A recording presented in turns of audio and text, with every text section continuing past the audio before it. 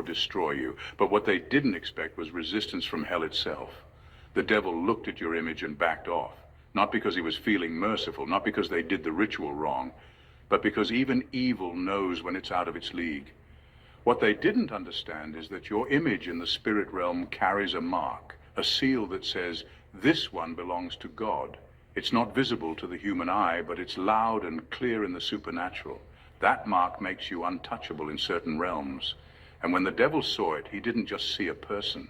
He saw divine ownership. He saw spiritual authority. He saw legal restrictions placed by heaven.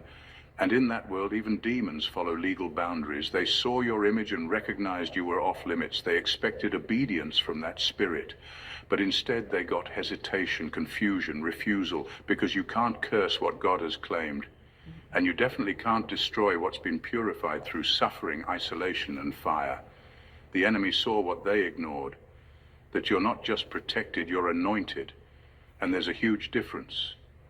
They thought the photo gave them power over you, but it only exposed their ignorance. They tried to manipulate the spiritual without understanding its laws. They underestimated the weight of what you carry. To them, you're just someone with potential.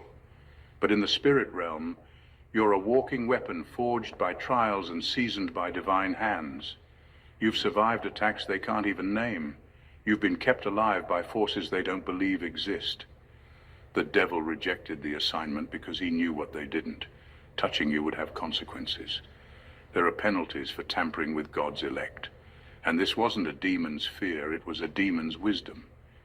It backed off because it knew something they didn't. Harming you wasn't just disobedience, it was suicide. And now they're stunned, because the entity they trusted to ruin you saw your photo and ran, not because of what they did, but because of who you are.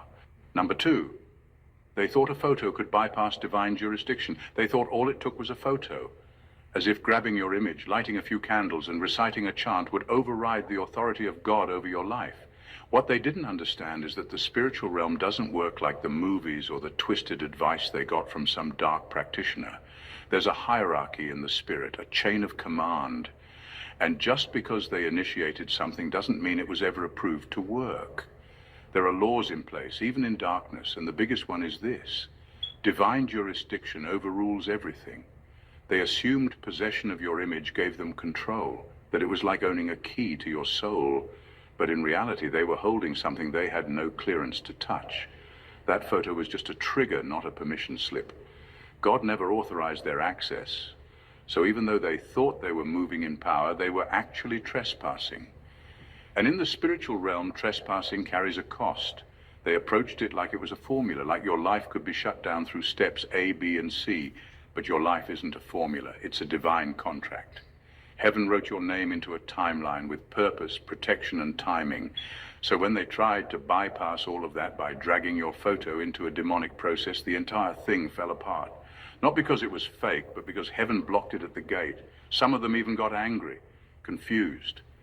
Why didn't it work? Why didn't you collapse? Why didn't your money dry up, your health fail, your mind break? Because the ritual wasn't just incomplete, it was unauthorized. They forgot to factor in the will of God. And the will of God concerning you said, access denied. That photo became evidence against them, not a tool against you. They didn't get power. They triggered consequences.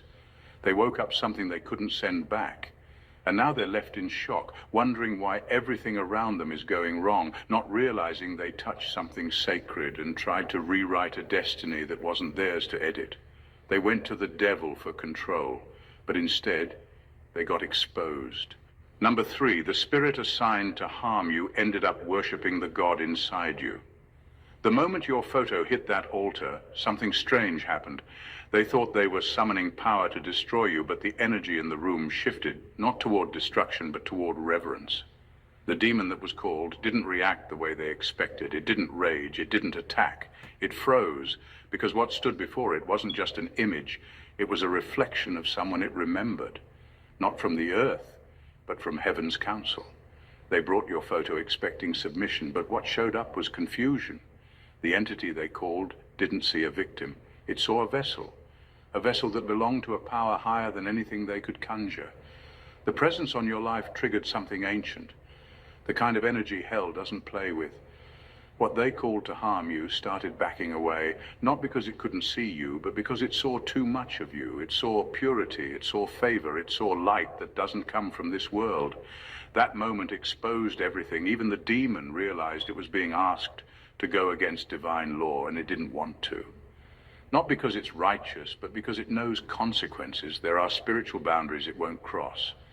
Some people don't even know that. They think demons just act wild and free. But even evil respects authority when it's real. And you, chosen one, carry real authority, even if you don't flaunt it, even if you're unaware of the full scope of your calling. Your spirit still carries the weight of heaven's hand. They were confused by the reaction. The ritual went quiet. The room got heavy, not with power, but with fear. Because what they saw in that moment wasn't weakness, it was presence. The demon wouldn't move, it wouldn't speak, it wouldn't act. Because to touch you would have been to rebel against the one you walk with. They expected you to be spiritually naked, exposed, easy to influence. But what showed up was armor. What stared back was light. And the enemy recognized it. It knew better. It refused the assignment. And that refusal shook them more than any scream or attack could have. Because now they know even the devil doesn't want problems with you. Number 4, they didn't know your